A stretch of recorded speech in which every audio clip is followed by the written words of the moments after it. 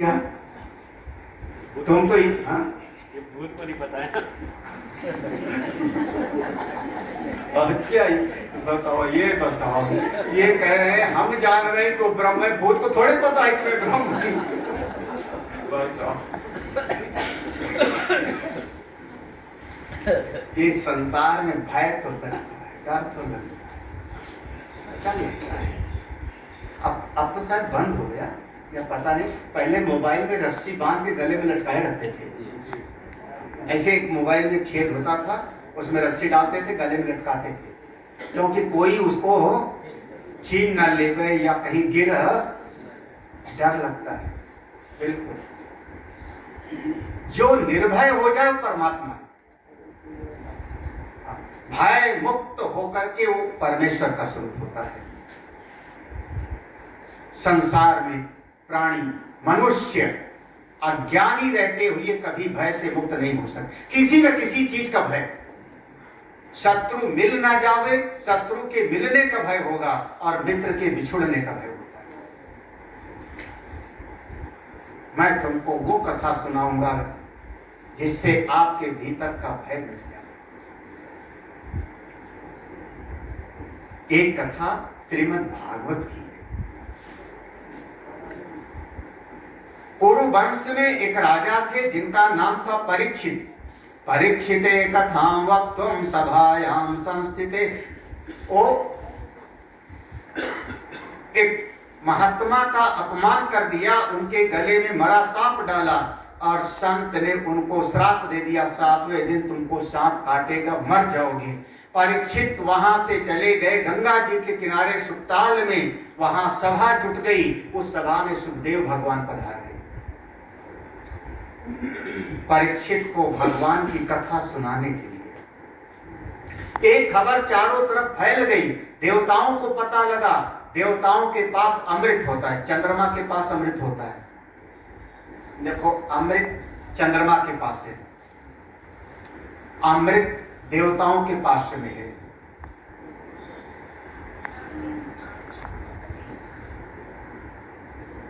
देवता लोग अमृत का कलश लेकर के आए।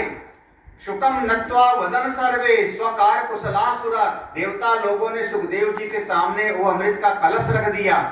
महाराज, ये पूरा अमृत का घड़ा है, आप परीक्षित को पिला दीजिए, कभी नहीं मरेगा परीक्षित, चाहे जितना सांप काटे इसको, अमृत है। लेकिन इस परीक्षित को भागवत की कथा मत सुनाओ, भागवत की कथा, भगवान की कथा हमको सुनाओ, हमको सुनाओ। अदला बदली कर लेते हैं, कथा हमको सुना दो, अमृत का कलश इनको दे दो। सुखदेव भगवान ने उनको देखा, देखते ही समझ गए अभक्तांश, ये भक्त नहीं है भगवान के, ये भगवान के प्रेमी नहीं है, इनको कथा नहीं सुनना चाहिए। सुखदेव भगवान ने कहा, देवता लोग आप अपने अमृत का कलश लीजिए, अपने स्वर्ग जाइए, तुम लोग भगवान के भक्त नहीं हो, कथा सुनने के अधिकारी ही नहीं हो। का सुधा व कथा लोके। अरे, कभी कोई हाथ में सोना हो, मणि हो, और उसको फेंक के कंचा थोड़े पकड़ेगा। मणि मणि है, कांच कांच है। भागवत की कथा मणि है और तुम्हारी और सब दुनिया की चीजें तो कांच के जैसे। तुम कथा सुनने के लायक बन जाओ। सूत भगवान ने कहा, समझे सौनक जी, अगर कभी अमृत कलश के बदले भी भागवत कथा सुनने को मिले तो भागवत कथा का श्रवण कर लेना। दुर्लभ है, बहुत मुश्किल से प्राप्त होता है।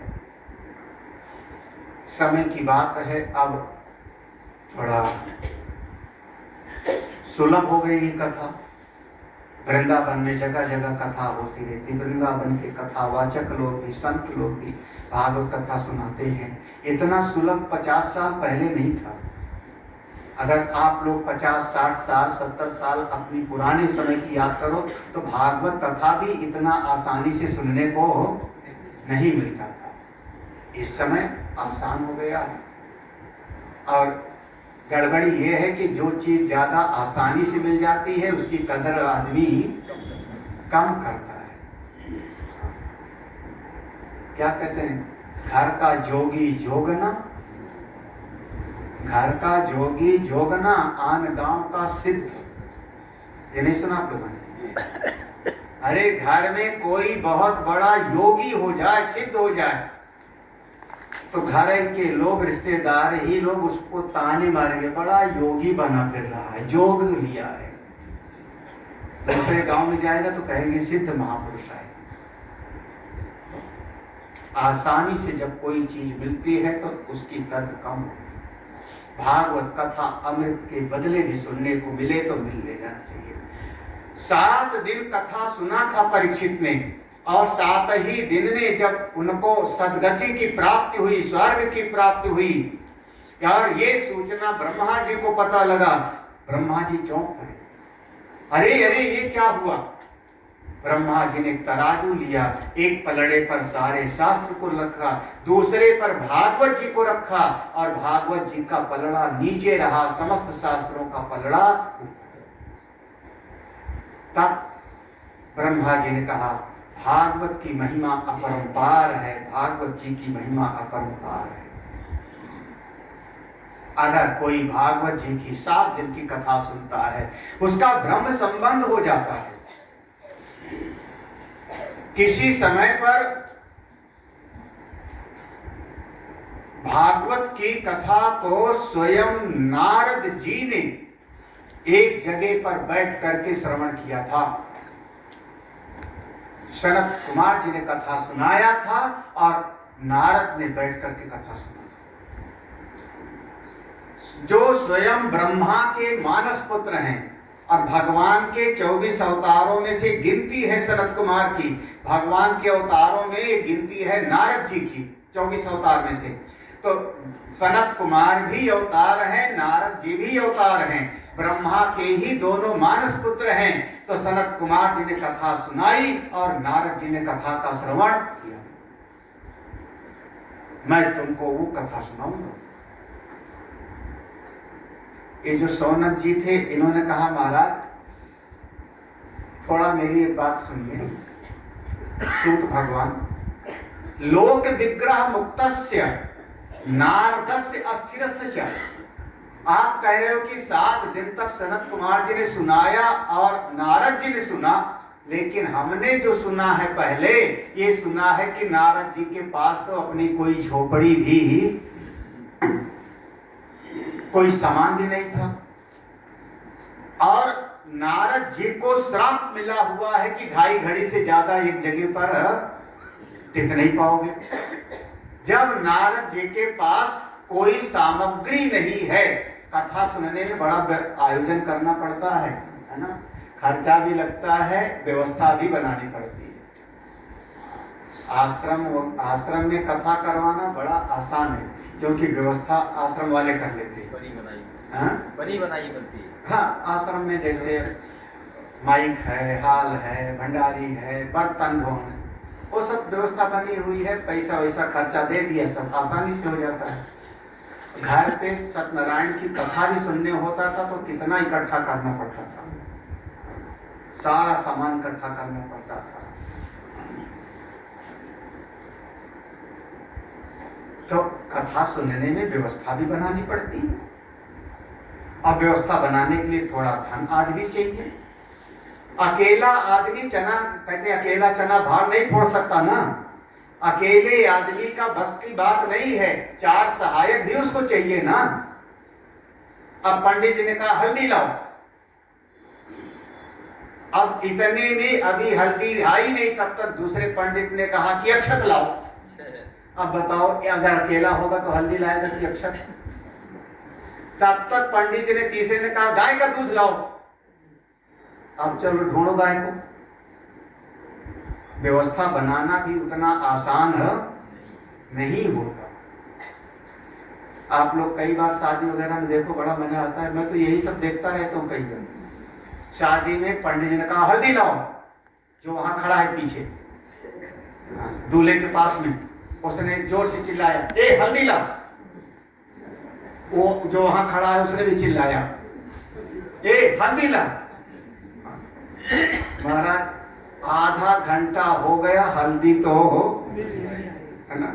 सब ने एक दूसरे को बोला, पासान किया, और शादी के बाद सबको गला बैठ गए। बहुत काम किया है, कितना काम किया है।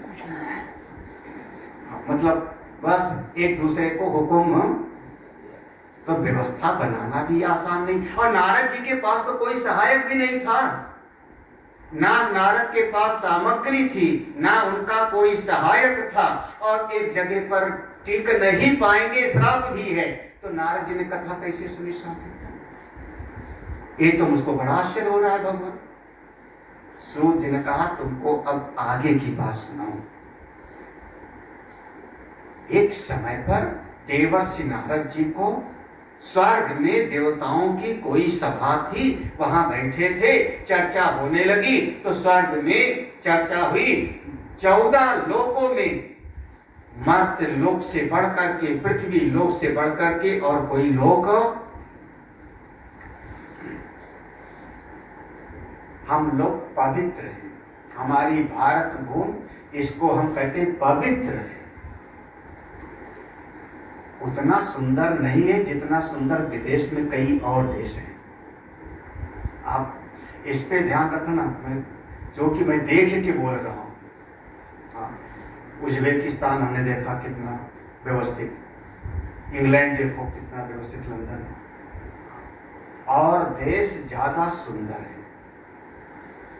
सिंगापुर, उसका कहना क्या, विश्व का सबसे बड़ा एयरपोर्ट व्यवस्थित चांगी एयरपोर्ट सिंगापुर का, उसका नाम चांगी है ना, चांगी एयरपोर्ट विश्व का सबसे व्यस्ततम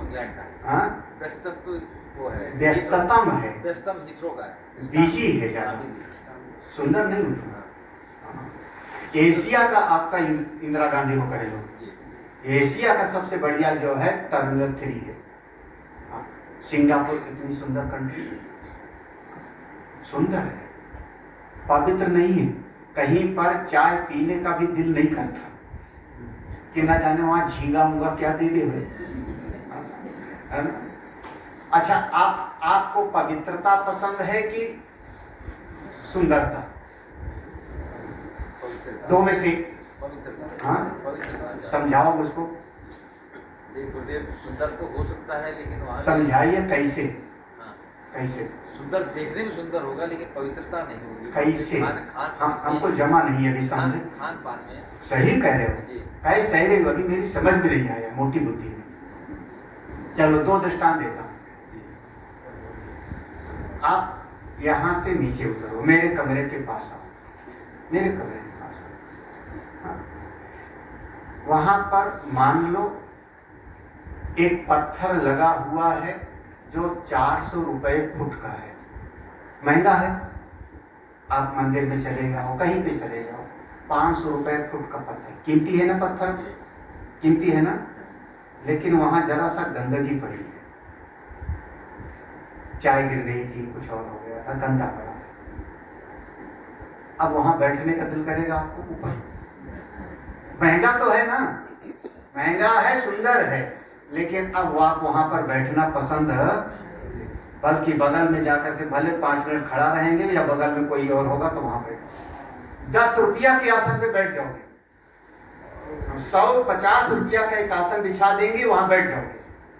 लेकिन वो 500 रुपए फुट वाले पत्थर पे अब हम क्यों नहीं बैठोगे? क्योंकि वो क्या हुआ, महंगा है, लेकिन अब वो पवित्र, ठीक है ना, समझाया? आप अलमारी खोलो, कपड़ा पहनना है, नहा के निकले हो पर कपड़ा पहनना है। एक कुर्ता टंगा हुआ है जो 10,000 का है, और एक कुर्ता है वहीं पर जो 200 रुपए का है। संयोग की बात, हमने 10,000 वाला कुर्ता उठाया, लेकिन उस पर कुछ छींटे पड़ गए हैं, कुछ गंदगी है, कहीं पर कुछ चाय का, कुछ और। अब बताओ कौन सा कपड़ा पहनोगे? हाँ, क्यों? वो महंगा कौन है? सुंदर है, महंगा है, लेकिन इस समय पर वो अशुद्ध है, उतना पवित्र नहीं है। हम 200 रुपए वाला कुर्ता पहन के बाहर है, समझ आ रहा है कि नहीं? हमारा भारतवर्ष पवित्र है, लेकिन सुंदर कौन है? दूसरे वाले। हमारा उतना सुंदर नहीं है। आप अभी सिंगापुर में चले जाओ, पूरी सड़क पर जरा सा जो है, वहां हम लोग भी सुधर जाते हैं। यहाँ आराम से ऐसे केला खाएं